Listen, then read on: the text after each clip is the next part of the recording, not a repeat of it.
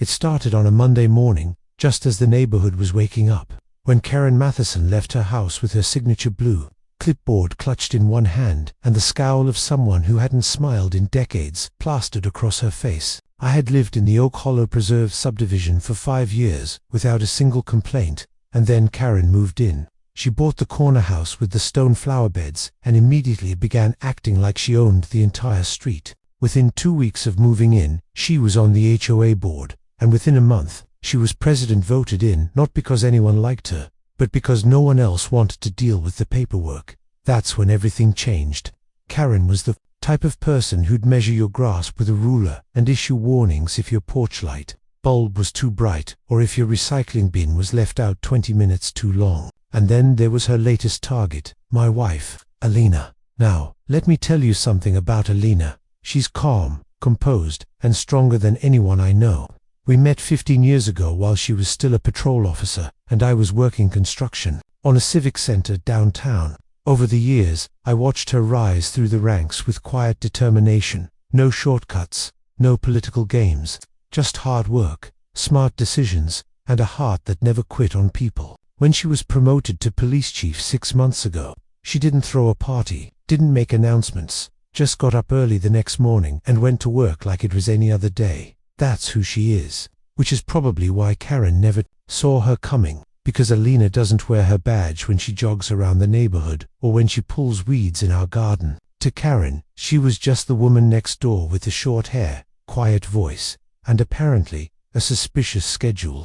The first encounter was minor. Karen knocked on our door holding a violation form. Alina answered. "You parked your car half an inch over the sidewalk," Karen snapped. Alina smiled and said, "Thanks for letting us know. I'll move it." That was it. But Karen didn't like that answer. It wasn't fearful. It wasn't submissive. It was too calm. The next week, Karen knocked again. "Your garbage bins were visible from the street. That's a $50 fine." Alina took the notice, nodded, and said, "We'll fix that." Again, no fight, but no groveling either. And then came the Saturday that changed everything. Alina had just come back from a 14-hour shift dealing with a hostage situation downtown. She was physically fine, emotionally drained, and wearing an old hoodie with joggers when she stepped out front to pull in the trash bins. That's when Karen stormed down her driveway, phone in one hand, clipboard in the other, and accused her of loitering. "You've been pacing outside for 10 minutes, Karen said. "It's unsettling. You're not even dressed properly for this neighborhood." Alina, exhausted, said, "I live here. I'm just bringing in our bins." Karen didn't believe her. "This is my final warning," she said. "I'm calling the police." And she did. She called 911. She described Alina as a suspicious woman in athletic clothing, acting erratic. She didn't mention she'd seen her at our house every day for months. She didn't mention this suspicious woman had her name on the mailbox. She didn't care. She wanted power. She wanted control. And she thought she'd get it with a phone call. But the officers who arrived were from Alina's department. They stepped out of their vehicle, saw her standing calmly by the driveway, and immediately stiffened. "Chief," one of them asked. Karen's mouth fell open. "You're her?" Alina nodded slowly, still too drained to smirk. "Yes," she said, "and I suggest you take this report seriously. I've just been accused of a crime for standing on my own property." The officer turned to Karen, who was already trying to backtrack, her voice wobbling. "I didn't know. I thought." She looked, but it was too late. Alina requested that the body camera footage be submitted as part of an official record. "I want a copy of the 911 call too," she added. Karen turned pale. She'd made a false report. She'd made it to the very person who commanded the department, and still Alina didn't lash out. She didn't raise her voice. She thanked the officers, turned to Karen, and simply said, "Let this be your first and final warning." But that wasn't the end, not even close. Asterisk as requested. It's written as one extremely long, uninterrupted paragraph, no empty lines, rich with emotional depth and escalating drama. The fallout from that day echoed through the entire neighborhood, like ripples in a still pond. And though Alina never spoke of it again after submitting her report and documenting the call, the event sparked something in me, something I hadn't felt in years. Anger that brewed slowly, not explosive like a firecracker but deep, quiet, and steady, like the heat of coals buried under ash. Karen, on the other hand, was visibly rattled, her carefully curated authority starting to show cracks as the whispers spread. Everyone on our street had seen the patrol cars arrive, had seen Alina in her hoodie calmly speaking to the officers, and had seen Karen's wild gesturing as she tried to explain herself. No one bought her version of the story. Still, true to her character, she didn't retreat, she retaliated. Within a week, our mailbox was hit with not one but 5 different citations: excessive lawn growth, unauthorized exterior lighting, parking violation for visitor's car, inadequate screening of trash bins, and my favorite, failure to maintain community harmony. It would have been laughable if it weren't so absurd. Alina, as always, responded with grace. She photographed our property, submitted her appeal with timestamps, referenced HOA clauses with surgical precision, and copied the full board. Every one of those citations was overturned, but the point wasn't the fines. Karen was trying to wear us down. She wanted Alina to break. What she didn't know was that my wife had spent 2 decades facing down armed suspects, negotiating with violent criminals, walking into volatile situations where a single wrong word could cost lives. A clipboard and a couple of petty citations didn't even register on her stress scale. What Karen also didn't realize was that Elena's leadership had cultivated a lot of loyalty, and not just from officers. One of our neighbors, Kevin Army, and the kind of man who fixes everyone's sprinklers just to stay busy, stopped by one morning and said, "I've got your back, Chief. I've seen what she's doing." We hadn't even told him anything. Word was getting around on its own soon. Small acts of kindness started popping up. People began waving more.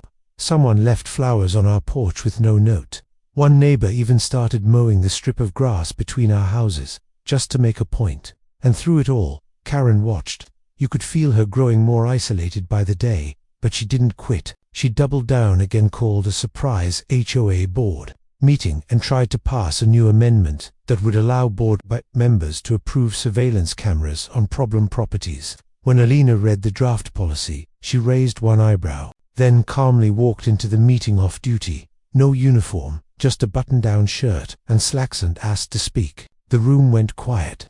Alina began by asking Karen, "Can you define problem property?" Karen stumbled, muttered something about repeated violations. Alina pulled out a folder. "This is a list of every HOA citation filed in the last 6 months. 70% are addressed to our home. Not one has been upheld." Then she turned to the board. "You are being manipulated into weaponizing policy against one household. I suggest you consider the legal liability of approving this amendment." Silence. One board member asked to see the folder. Another mumbled that maybe they needed more time. Karen stood there, stunned, mouth opening and closing like she was trying to summon a rebuttal and couldn't find one. The vote was tabled indefinitely, but that night, someone egged our house. Not much, just 3 or 4 splats across the garage door. Alina didn't even flinch. She just pulled up the security footage we had quietly installed the week after Karen's first false report, and sure enough, there she was, Karen's teenage son, hood up, lobbing eggs at 1:12 a.m. Alina didn't call the cops. She drove over the next morning, knocked on Karen's door, and when she answered, bleary-eyed and clearly not expecting a visit, Alina simply handed her a flash drive and said, "You can handle this however you think is best, but if it happens again, I'll be pressing charges." Karen looked like she'd been punched in the gut. She stammered something about teenage mistakes and closed the door without another word. That was the beginning of the end. Slowly, her grip on the HOA started to loosen. Board members began talking more openly, questioning her leadership. One even asked Alina privately if she would consider joining the board in the next election. Alina politely declined, saying, "I protect the city. That's enough for me." But the point had been made. People had seen the contrast between a woman who sought control and a woman who earned respect. And respect, once earned, spreads like wildfire. Months passed, and though Karen never officially resigned from the HOA board, her influence evaporated like mist under a rising sun. Her voice grew quieter at meetings. Her clipboard stopped making rounds, and the once frequent stream of citations she printed with near-religious fervor dried up completely. It wasn't an admission of guilt, not the kind you could frame and hang on a wall, but it was its own kind of surrender, a silent nod that the neighborhood had spoken, not in raised voices or angry protests, but in kindness, respect, and the slow, steady shift of loyalty away from fear and toward fairness. Alina remained unchanged. She still jogged every morning, still tended to her rose bushes in the evening, still greeted every neighbor with a wave and a smile that never hinted at the authority she carried on her shoulder every day at work. But I could tell something inside her had settled. Like a weight she'd carried for years had finally found a shelf to rest on. Then one day, something unexpected happened.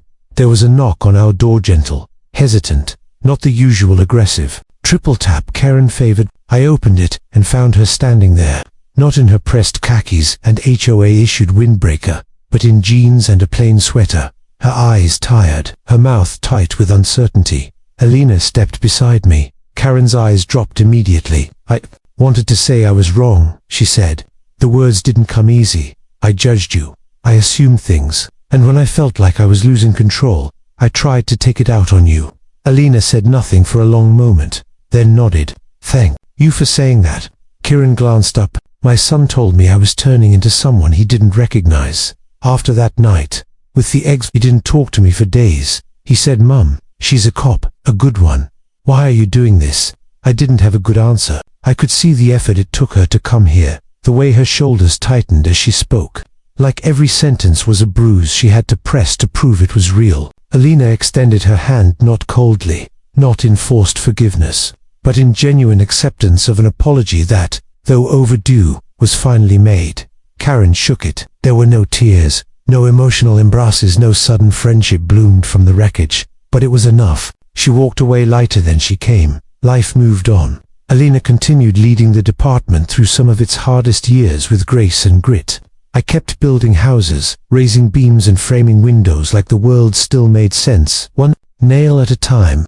And Oak Hollow Preserve, once ruled by silence and scrutiny, became something else, a place where people talked to each other, where neighbors leaned over fences with stories instead of complaints, where the HOA began focusing on community gardens and block parties instead of surveillance amendments. Even Karen, slowly and quietly, changed. She stopped running meetings, started volunteering at the local library, and one day, she and Alina were spotted at the same community fundraiser. No harsh words, no tension, just two women on opposite sides of a silent war that had finally ended.